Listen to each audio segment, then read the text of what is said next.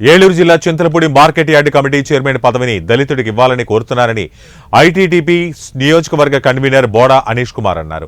Chintalapudi MLA Roshan ని కలిసి తనకు మార్కెట్ యార్డ్ చైర్మన్ పదవి ఇవ్వాల్సిందిగా కోరినట్లు ఆయన తెలిపారు. గడిచిన 15 సంవత్సరాలుగా టీడీపీ గెలుపు కోసం, పార్టీ పటిష్టత కోసం కష్టపడ్డారని అన్నారు. 2024 ఎన్నికల్లో ఎన్డీఏ ఎమ్మెల్యే అభ్యర్థి రోషన్, ఏలూరు ఎన్డీఏ ఎంపీ అభ్యర్థి పుట్టా మహేష్ యాదవ్ గెలుపు కోసం నియోజకవర్గంలోని దళితులంతా ఏకమై పార్టీ కోసం కష్టపడ్డారని, నియోజకవర్గం ఏర్పడ్డాక మార్కెట్ యార్డ్ చైర్మన్ ఇంతవరకు దళితులకు ఇవ్వలేదని, ఎన్డీఏ ప్రభుత్వం దళితులను గుర్తించి ఈసారి మార్కెట్ యార్డ్ కమిటీ చైర్మన్ గా తనకు అవకాశం ఇవ్వాల్సిందిగా ఎమ్మెల్యేని కోరారని తెలిపారు. అందరికీ నమస్కారం. నా పేరు బోడా అనీష్ కుమార్.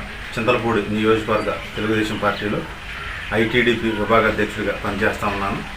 ఈరోజు చింతలపూడి నియోజకవర్గ శాసనసభ్యులు గౌరవనీయ శ్రీ ఎమ్మెల్యే సొంగ రోషన్ కుమార్ గారికి చింతలపూడి నియోజకవర్గ మార్కెట్ యార్డ్ కమిటీ చైర్మన్ పదవి ఇవ్వాలని గౌరవంగా మర్యాదపూర్వకంగా కలిసి డాక్టర్ బిఆర్ అంబేద్కర్ గారి చిత్రపటం అందించి దుశ్శాలువాతో సత్కరించి మెమొరాండం వినతిపత్రం ఇవ్వడం జరిగింది.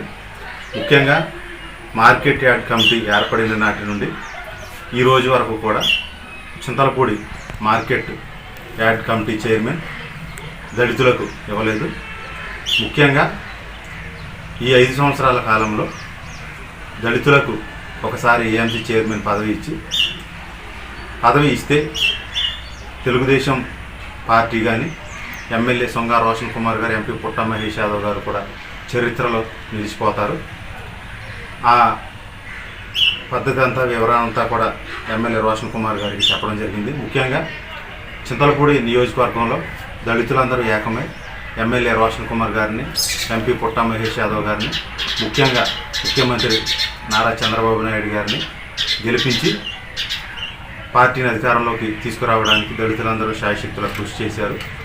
కాబట్టి ఇప్పుడు మార్కెట్ యార్డ్ కమిటీ చైర్మన్ ఖచ్చితంగా దళితులకి ఇవ్వాలని కోరుతా ఉన్నాను. అదేవిధంగా ముఖ్యంగా నేను గత 15 సంవత్సరాలుగా పార్టీ కోసం అహర్నిశలు పనిచేస్తూ ఉన్నాను.